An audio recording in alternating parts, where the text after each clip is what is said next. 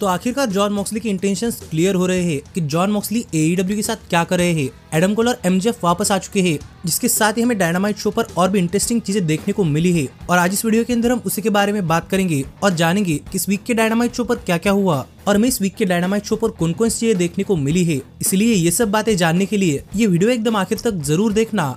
और ऐसे ही एईडब्ल्यू के हर एक शो का रिव्यू पाने के लिए हमारे चैनल को सब्सक्राइब करना मत भूलना, क्योंकि आपको एईडब्ल्यू से रिलेटेड हर एक न्यूज, रूमर और अपडेट और पूरा का पूरा कंटेंट हमारे चैनल पर देखने को मिलता ही है। पर अब ज्यादा देर न लगाते हुए चलिए बात करते हैं इस वीक के डायनामाइट शो की। तो गाइस, इस वीक के डायनामाइट शो की शुरुआत एक बैकस्टेज सेगमेंट से हुई, जहां पर हमें जॉन मॉक्सली बात करते हुए दिखाई दिए कि रेसल ड्रीम पेपर पर जो कुछ हुआ है उसके लिए कोई ना कोई रिस्पॉन्सिबिलिटी लेने वाला चाहिए और मॉक्सली इस चीज की पूरी रिस्पॉन्सिबिलिटी लेते हैं।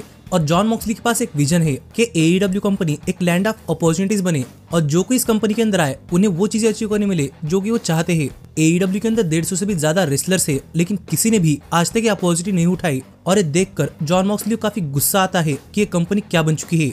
किसी के ईगोस काफी बड़े हैं तो कोई बिना बात के पार्टी कर रहा है और मॉक्सली को ये चीजें नहीं चाहिए। इसलिए मॉक्सली इन सबको ठीक करने के लिए अगर उन्हें पूरी तरीके से एईडब्ल्यू को जलाकर फिर एक बार खड़ा करना पड़ा तो वो भी करने के लिए तैयार है। और जो चाहता है वो इनके साथ आ सकता है और जिन्हें पसंद नहीं वो उनके रास्ते से हट सकता है। और एईडब्ल्यू के अंदर नया पैराडाइम शिफ्ट आया है कि सभी लोग जॉन मॉक्सली के लिए काम करते हैं। जो बातें यहाँ पर जॉन मॉक्सली ने कही, जहाँ पर इस इंटेंस सेगमेंट के साथ इस हफ्ते के डायनामाइट शो की शुरुआत हुई थी और यहाँ पर हम व्हीलर यूथा को भी देख पा रहे थे कि वो चॉइस ना होने की वजह से यहाँ पर मॉक्सली के साथ बैठे हुए थे। तो देखने के लिए मजा आने वाला था कि आगे शो पर क्या होता है। पर आगे बढ़ने से पहले मैं आपको बताना चाहूंगा कि काफी जल्दी हमारे चैनल पर ब्रायन डेनिसन के टॉप 10 मैचेस की वीडियो आएगी और उसके लिए थोड़ा फर्क टाइम है, लेकिन आप अब भी जानना चाहते हैं कि ब्रायन के एईडब्ल्यू के अंदर टॉप 10 मैचेस कौन से हैं, तो आप ऊपर हुए कार्ड के ऊपर क्लिक कर हमारे वेबसाइट पर आर्टिकल पढ़ सकते हैं। पर इसके बाद में डायनामाइट शो की ऑफिशियल तरीके से शुरुआत होती हुई दिखाई दी, जहां पर एडम कोल ने इस हफ्ते के डायनामाइट शो की शुरुआत की। और यहाँ पर रिंग के अंदर आकर बातें करते हुए एडम कोल ने कहा कि एडम कोल ने उनके दोस्तों को बताया था कि आज जो वो करने के लिए आए हैं उन्हें अपने खुद के दम पर करना है। और यहाँ पर एडम कोल एमजेएफ के बारे में बात करना चाहते हैं। और लाइफ के अंदर राइट और रॉन्ग होता है, गुड और इविल होता है, और ऐसे ही कई बार किसी इविल को हराने के लिए आपको खुद को इविल बनना पड़ता है, जो एडम कोल ने एमजेएफ के लिए किया था। और एमजेएफ कहेंगे कि एडम कोल ने एमजेएफ को धोखा दिया है और उनका भरोसा तोड़ा है, लेकिन रियलिटी ये है कि एडम कोल ट्रस्टवर्दी है लेकिन स्टूपिड नहीं, क्योंकि एडम कोल को पता है कि एमजेएफ ऊपर से लेकर नीचे तक पूरी तरीके से फेक है। और एमजेएफ बोलते हैं कि वो किसी चीज के बारे में केयर नहीं करते, पर अगर सोशल मीडिया पर कोई एमजेएफ को भली बुरी बातें कह दे तो अपने रूम के अंदर जाकर रोते रहते हैं। और एमजेएफ की ये साइड एडम कोल ने देखी है और एमजेएफ पर भरोसा नहीं किया जा सकता। और ये सब बातें एईडब्ल्यू का लॉकर रूम जानता है और ये लॉकर रूम इस कंपनी को सबसे बेस्ट रेसलिंग कंपनी बना सकता है। पर एडम कोल को ये देखकर शर्म आती है कि ये टैलेंट एमजेएफ की तरफ देखता है और उन्हें लगता है कि बेहतरीन बनने के लिए एमजेएफ जैसा बनना चाहिए, लेकिन रियलिटी ये है कि एमजेएफ अपने आप में ही खुश नहीं है और सबसे बड़ा फेल्यूर और अपने आप में एक लोनली पर्सन है। और सब लोग एमजेएफ को हेट करते हैं, जिनमें से एक एडम कोल भी है। ये कहकर एडम कोल ने यहाँ पर एमजेएफ को बुला लिया और एमजेएफ का थीम म्यूजिक तो बजा और वो यहाँ पर आए नहीं, पर हमें एमजेएफ यहाँ पर टाइटनट्रॉन स्क्रीन पर देखने को मिले। और यहाँ पर एडम कोल से बात करते हुए एमजेएफ ने कहा कि एमजेएफ ने इस इंडस्ट्री के अंदर काफी कम टाइम बिताया है, लेकिन इस कम टाइम के अंदर एमजेएफ ने काफी सारी चीजें अचीव की है। और एज ए मिलियनर एमजेएफ यहाँ पर सबको बताना चाहते हैं कि ट्रस्ट एक ऐसी चीज नहीं है जो कि आप अर्न कर सकते हैं, वो आपके अंदर से आनी चाहिए थी। और एमजेएफ ने एडम कोल पर ट्रस्ट किया था, लेकिन एडम कोल ने उन्हें धोखा दिया था। और अब एडम कोल एमजेएफ के पीछे बदला लेने के लिए आए हैं, लेकिन एमजेएफ एडम कोल को भी दिखाएंगे कि अगर आप किस चीज को चाहते हैं और अगर आपको नहीं मिलती तो वो कैसा लगता है, क्योंकि एमजेएफ कभी भी एडम कोल को उनका बदला पूरा होने ही नहीं देंगे। और एमजेएफ पर अटैक करने काफी क्लोज तो आएंगे, लेकिन वो कभी सक्सेसफुल नहीं होंगे। जो बातें यहाँ पर एमजेएफ ने कही, पर जाते जाते एडम कोल ने कहा कि एडम कोल एमजेएफ को सिर्फ यही बताना चाहते हैं कि जिस दिन एमजेएफ एडम कोल के हाथ में आएंगे तब एमजेएफ को लगेगा कि वो अपनी जिंदगी के अंदर कभी एडम कोल को मिले ही ना होते। ये कहकर एडम कोल यहाँ से बैक से चले गए, जो देखकर हम समझ सकते हैं कि इन दोनों की स्टोरी अच्छी तरीके से रिबिल्ड हो चुकी है। तो देखने के लिए मजा आएगा कि इस बार स्टोरी का आउटपुट क्या आता है।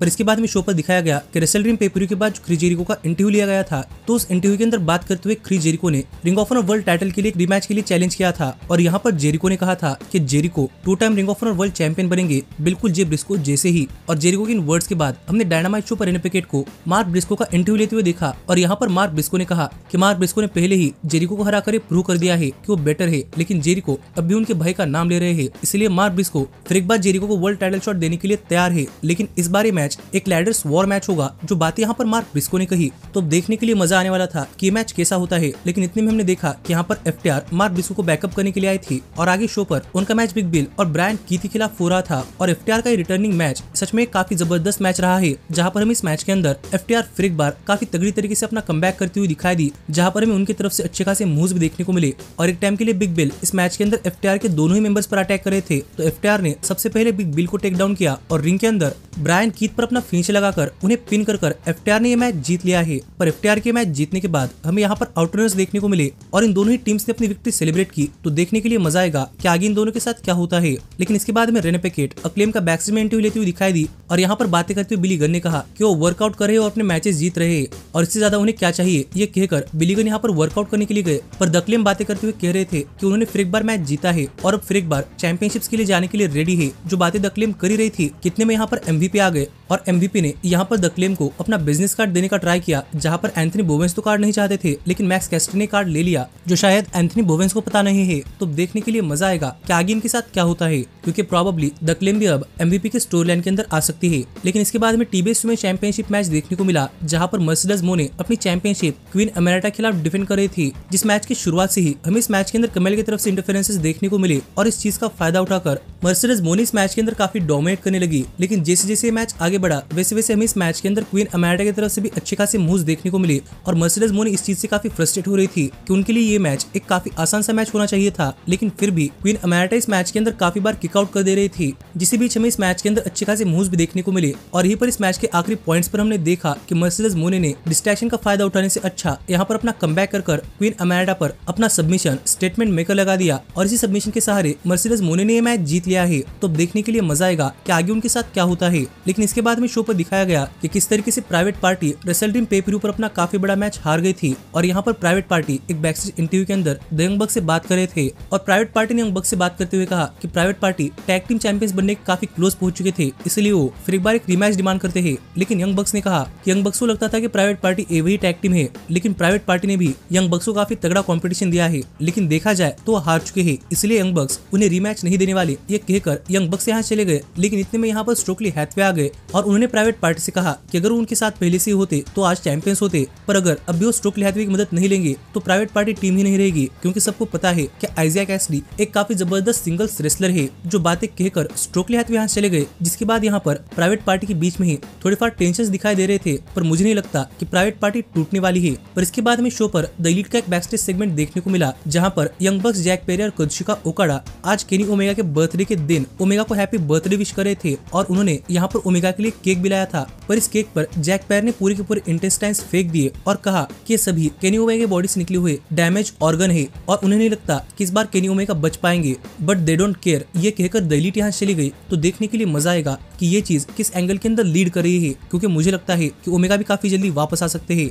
पर इसके बाद में शो पर ऑरेंज कैसिडी, काइल ओराइली और रॉकी रेमेरो और यंग बक्स और ओकाडा के बीच में एक 6-मैन टैग टीम मैच देखने को मिला, जो मैच फिर एक बार एक काफी शानदार मैच रहा है। और हमें फिर एक बार इस मैच के अंदर ऑरेंज कैसिडी और काइल ओराइली इनकी तरफ से काफी जबरदस्त टैग टीम रेसलिंग देखने को मिली। और फिर एक बार यहाँ पर यंग बक्स और ओकाडा ये तो इस मैच के अंदर कमाल ही कर रहे थे, जिसके बीच हमें इस मैच के अंदर अच्छे खासे मूव्स भी देखने को मिले और बैक एंड फोर्थ एक्शन भी हो रहा था। और सच में इस मैच के अंदर ओकाडा और काइल ओराइली को एक दूसरे के आमने सामने देखकर भी काफी मजा आ रहा था। लेकिन इसी मैच के आखिरी पॉइंट्स पर हमने देखा कि ऑरेंज कैसिडी अपने फिनिशर ऑरेंज पंच के लिए जा रहे थे, पर इतने में सरप्राइजिंगली यहाँ पर व्हीलर यूथा ने आकर ऑरेंज कैसिडी पर पोसाई को नी लगा दिया। और इसके बाद पूरे के पूरे ब्लैकपुल कॉम्बैट क्लब ने आकर इस मैच के अंदर ऑरेंज कैसिडी की टीम पर अटैक करना स्टार्ट कर दिया, जिस वजह से ये मैच एक डिस्क्वालिफिकेशन के अंदर खत्म हुआ। और यहाँ पर ब्लैकपुल कॉम्बैट क्लब सभी पर अटैक कर रहा था, लेकिन द एलीट सरप्राइजिंगली यहाँ पर सिर्फ साइड में खड़े रहकर देख रही थी। जितने में यहाँ पर ऑरेंज कैसिडी को बचाने के लिए टॉप फ्लाइट और उनकी टीम आ गई और डार्क ऑर्डर भी आ गए, जो भी यहाँ पर द एलीट से कह रहे थे कि वो यहाँ पर कुछ क्यों नहीं कर रहे। पर द एलीट यहाँ से बैक से चले गई और रिंग के अंदर ब्लैकपुल कॉम्बैट क्लब ने सभी पर अटैक कर दिया और डार्क ऑर्डर के एलेक्स रेल्स को तो बेल्ट से चोकआउट कर स्टील स्टेप्स लेकर ब्लैकपुल कॉम्बैट क्लब ने उन्हें रिंग पोस्ट और स्टील स्टेप्स के बीच में एक सैंडविच बना दिया। और यहीं पर माइक लेकर बातें करते हुए जॉन मॉक्सली कह रहे थे कि सबको फिर एक बार सोचना चाहिए, क्योंकि इसके साथ स्टैंड करते हैं, क्योंकि ये सभी अंडर अटैक है और ये सिर्फ जॉन मॉक्सली के बिजनेस करने का तरीका है। जो बातें यहाँ पर जॉन मॉक्सली ने कही और सभी पर अटैक करना स्टार्ट कर दिया, जहां पर हमें सरप्राइजिंगली वर्ल्ड चैंपियनशिप भी नहीं देखने को मिली और वर्ल्ड चैंपियनशिप जीतने के बाद ये पता ही नहीं चल रहा है कि मॉक्सली उसके साथ क्या कर रहे हैं। और इस अटैक के बाद ब्लैकपूल कॉम्बैट क्लब यहाँ चला गया तो देखने के लिए मजा आने वाला था कि आगे शो पर क्या होता है। पर इसके बाद हमें द एलीट का एक बैकस्टेज इंटरव्यू देखने को मिला जहां पर उनसे पूछा गया कि द एलीट यहाँ पर कुछ कर क्यों नहीं रहे और यहाँ पर यंग बक्स बातें करते हुए कह रहे थे कि यंग बक्स का इस चीज के अंदर कोई इन्वॉल्वमेंट नहीं है। पर इतने में यहाँ पर गार्सिया आ गए और गार्सिया ने यंग बक्स से कहा कि उनकी ही कंपनी है और मॉक्सली इस कंपनी को डिस्ट्रॉय कर रहे हैं और यंग बक्स क्यों कुछ नहीं कर रहे। और यंग बक्स इसका जवाब देते इससे पहले यहाँ पर जैक पेरी गार्सिया के सामने फेस टू फेस आकर खड़े हो गए और यहाँ पर गार्सिया इस चीज से गुस्सा हो गए थे और उन्होंने कहा कि अगर यंग बक्स एक्शन नहीं लेंगे तो वो खुद एक्शंस लेंगे, जो बातें यहाँ पर गार्सिया ने कही। जिसके बाद बक्स तो यहाँ चले गए तो देखने के लिए मजा आएगा कि अब आगे स्टोरी के अंदर क्या होता है, क्योंकि बक्स के पास पावर तो है लेकिन वो यहाँ पर अपने आप को इन्वॉल्व नहीं कर रहे। पर इसके बाद हमें शो पर दिखाया गया कि स्वर्ड स्ट्रिकलैंड के साथ रेसल ड्रीम पे-per-view के अंदर क्या हुआ था। और आगे शो पर हमें शेल्टन बेंजामिन एक 1-on-1 मैच के अंदर लियो रश को फेस करते हुए दिखाई दिए। और गाइस मैच की शुरुआत से हम देख पा रहे थे कि इस मैच के अंदर साइज एडवांटेज शेल्टन बेंजामिन के पास है और इसके चलते इस मैच के अंदर अपनी पूरी ताकत लगाकर रेसल कर रहे थे। पर लियो रश ने भी इस मैच के अंदर अपने एजिलिटी का इस्तेमाल किया और वो इस मैच के अंदर काफी देर तक बने रहे। और ये देखकर सरप्राइजिंगली एक टाइम के लिए शेल्टन बेंजामिन ने भी इस मैच के अंदर अपने थोड़े फॉर हाई फ्लाइंग मूव्स लगाए। जिसके बाद लियो रश के पास यहाँ पर बचने के अलावा करने के लिए कोई और चीज नहीं थी। पर तब तक काफी देर हो चुकी थी और शेल्टन बेंजामिन ने लियो रश पर काफी तगड़ा अटैक कर फाइनली उन पर अपना फिनिशर लगा दिया और उन्हें पिन कर ये मैच काफी आसानी से जीत लिया। पर ये मैच खत्म होने के बाद फिर एक बार यहाँ पर एमवीपी ने अपना कार्ड लियो रश के जेब के अंदर रखा और माइक लेकर बात करते हुए कहा कि शेल्टन बेंजामिन ने यहाँ पर एक काफी बढ़िया स्टेटमेंट दिया है और उन्हें नहीं लगता कि इसके बाद उन्हें लियो रश के बारे में ज्यादा बात करने की जरूरत है। पर वो स्वर्ड स्ट्रिकलैंड से बात करना चाहते हैं क्योंकि यहाँ पर जो लियो रश के साथ देख रहे हैं वो स्वर्ड स्ट्रिकलैंड का फ्यूचर होने वाला है। और जो कॉन्वर्सेशन इन्होंने रेसल ड्रीम पे-per-view पर स्टार्ट किया था वो शेल्टन बेंजामिन क्लोज करना चाहते हैं। जो बातें एमवीपी ने कही यानी कि एक तरीके से उन्होंने यहाँ पर स्वर्ड को एक मैच के लिए चैलेंज कर दिया था। जिसके बाद हमें स्वर्ड भी एक बैकस्टेज इंटरव्यू के अंदर बात करते हुए दिखाई दिए और उन्होंने कहा कि माना कि एमवीपी का रिकॉर्ड उनके लिए बोलता है लेकिन एमवीपी का रिकॉर्ड ये भी बोलता है कि एमवीपी आज तक कभी भी फुल्ली प्रिपेयर नहीं थे। पर स्वर्व है और स्वर्व शेल्टन बेंजामिन को टेक डाउन कर सकते हैं, जो कहकर स्वर्व ने यहाँ पर शेल्टन बेंजामिन का चैलेंज एक्सेप्ट कर लिया है। तो देखने के लिए मजा आएगा कि इस मैच के अंदर क्या होता है। लेकिन इसके बाद में शो पर टोनी शिवानी डॉन कैलस को बुलाते हुए दिखाई दिए। जिसके बाद डॉन कैलस तो यहाँ पर आ गए और यहाँ पर आकर वो एक प्रेस कॉन्फ्रेंस कर रहे थे और बात करते हुए सबसे पहले उन्होंने कहा कि उनके पास लास्ट वीक के डायनामाइट शो पर एक डील के बाद दो पावर हाउस आ चुके हैं, ब्रायन केज और लांस आर्चर, और ये भी अब चैंपियनशिप्स के लिए जाने वाले हैं। लेकिन इससे पहले जो इनके पास चैंपियनशिप है वो उनके बारे में बात करना चाहते हैं। ये कहकर यहाँ पर उन्होंने कनुस्की तकित्सा को इंट्रोड्यूस किया। जिसके बाद तकित्सा और काइल फ्लेचर भी यहाँ पर आ गए और यहाँ पर आकर बात करते हुए तकित्सा ने कहा कि तकित्सा यहाँ पर सबको बताना चाहते हैं कि तकित्सा सिर्फ नाम के चैंपियन नहीं होंगे, वो अपनी चैंपियनशिप हर एक कंट्री और हर एक कंपनी के अंदर जाकर डिफेंड करेंगे। जो बातें तकित्सा ने कही। जिसके बाद यहाँ पर माइक काइल फ्लेचर के पास आया और सब लोग जानना चाहते थे कि काइल फ्लेचर ने ये सब चीजें क्यों की। पर काइल फ्लेचर ने इसका जवाब देने से अच्छा यहाँ पर कहा कि यहाँ पर काइल फ्लेचर विल ऑस्प्रे के बारे में बात नहीं करने वाले क्योंकि उनकी मोमेंट है। और फिर एक बार काइल फ्लेचर ये सब चीजें विल ऑस्प्रे के बारे में नहीं करेंगे। ये कहकर काइल फ्लेचर ने यहाँ पर कुछ एक्सप्लेन तो नहीं किया कि उन्होंने ये सब क्यों किया है।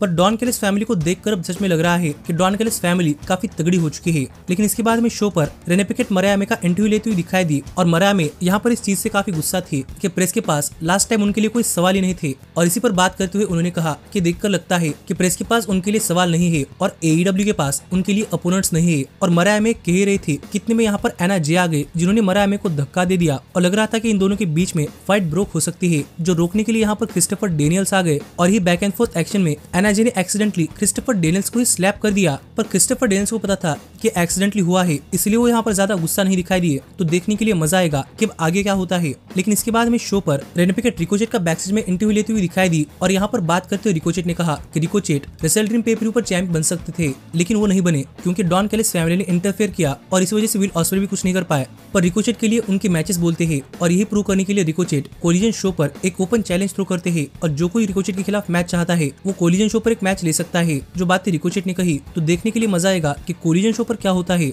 पर इसके बाद में फिर एक बार कैमरा बैक्स में दिखाता हुआ दिखाई दिया कि ब्लैकपूल कॉम्बैट क्लब ने यहाँ पर टॉप फ्लाइट और डार्क ऑर्डर पर अटैक कर दिया था। जहाँ पर गौर करने वाली बात थी कि पाक के पास एक ब्रीफकेस भी था जिससे उन्होंने सब पर अटैक किया और यहाँ पर वो गाड़ी के अंदर बैठकर यहाँ से चले गए। और मुझे पता है काफी सारे लोग ये कह रहे हैं और चलो मैं भी कह देता हूँ, पर यहाँ पर जॉन मॉक्सली को देखकर बिल्कुल गुंडों जैसी फीलिंग आ रही थी कि वो आ रहे डिस्ट्रक्शन कर रहे हैं और चले जा रहे हैं। पर उनके यहाँ से चले जाने के बाद डार्क ऑर्डर ने ब्लैकपूल कॉम्बैट क्लब को इस वीक रैम्पेज शो पर चैलेंज कर दिया है और टॉप फ्लाइट ने कोलिजन शो पर चैलेंज कर दिया है। तो देखने के लिए मजा आएगा कि रैम्पेज और कोलिजन शो पर ब्लैकपूल कॉम्बैट क्लब क्या करता है। लेकिन इस सब के बाद फाइनली यहाँ पर टाइम हो चुका था शो के मेन इवेंट का, जहाँ पर में जे व्हाइट क्रिश्चियन केज को फेस करते हुए दिखाई दे रहे थे। और गाइस जैसे ये मैच स्टार्ट हुआ वैसे ये मैच हमें काफी जबरदस्त और एक क्लासिक रेसलिंग मैच देखने को मिला है, जहां पर दोनों ही रेसलर्स की रेसलिंग स्टाइल तो सेम ही थी। पर जैसे ही मैच शुरू हुआ वैसे हमें यहाँ पर निक वेन रिंग के अंदर एक स्टील चेयर रखते हुए दिखाई दिए, जो देखकर बुलेट क्लब गोल्ड ने वो स्टील चेयर यहाँ से ले ली। पर रेफरी को ऐसा दिखाई दिया कि वो स्टील चेयर लेकर इस मैच के अंदर आ रहे हैं, जिस वजह से उन्होंने बुलेट क्लब गोल्ड को रिंग साइड से इजेक्ट कर दिया। लेकिन जाते जाते बुलेट क्लब गोल्ड ने निक वेन पर अटैक कर दिया और वो निक वेन को लेकर यहाँ से बैक से चले गए। जिसके बाद ये मैच एक 1-on-1 मैच चला और हमें यहाँ पर काफी जबरदस्त एक्शन भी देखने को मिला। और काफी सारे लोगों को ये मैच स्लो लग सकता है, लेकिन मैंने तो ये मैच एंजॉय किया। और इस मैच के क्लोजिंग मोमेंट्स के अंदर हमने देखा कि एक टाइम के लिए क्रिश्चियन केज ने जे व्हाइट का फिनिशर रिवर्स कर उन पर अपना फिनिशर लगा दिया था, पर फिर भी जे व्हाइट किक आउट कर पाए। जहां पर एक टाइम के लिए हैंगमैन पेज भी यहाँ पर आकर रिंग साइड पर छुपकर बैठे हुए थे। पर दूसरी बार जब यहाँ पर जे व्हाइट क्रिश्चियन केज पर अपना फिनिशर लगाने के लिए जा रहे थे, तो यहाँ पर किप सेबियन क्रिश्चियन केज को डिस्ट्रैक्ट करने के लिए आ गए, जो रेफरी ने देख लिया। और इस चीज का फायदा उठाकर हैंगमैन पेज ने जे व्हाइट पर बकशॉट लैरिएट लगा दी और वो यहाँ से भाग गए। और रिंग के अंदर जे व्हाइट को पिन कर क्रिश्चियन केज ने ये मैच जीत लिया है। और वो ये मैच जीतकर यहाँ से बैक स्टेज जा रहे थे, लेकिन हम रिंग के अंदर देख पा रहे थे कि जे व्हाइट काफी हंस रहे थे, मानो कि उन्हें क्लियर हो चुका है कि उन्हें किसके पीछे जाना है। और ऐसे ये शो ऑफ एयर गया, जिस पर आपका क्या कहना है आप मुझे कमेंट कर बताइए। लेकिन सच में मुझे इस वीक का डायनामाइट शो पसंद आया है और आप मुझे कमेंट कर बताइए कि आपको ये शो कैसा लगा। पर ऐसे ही AEW से रिलेटेड हर एक न्यूज, रूमर और अपडेट और AEW के हर एक शो का रिव्यू पाने के लिए हमारे चैनल को सब्सक्राइब करना मत भूलना। लेकिन अब मैं मिलता हूँ आपसे अगली वीडियो के अंदर, पर तब तक stay healthy, stay happy and keep watching elite wrestling. Hey, did you like that video? Click the screen for more. And where do you think you're going? Check out our official merchandise page and to support the entire cast. And thanks so much for being the elite. The elite, the elite. What, Nick, you're not going to sing it all with me this time?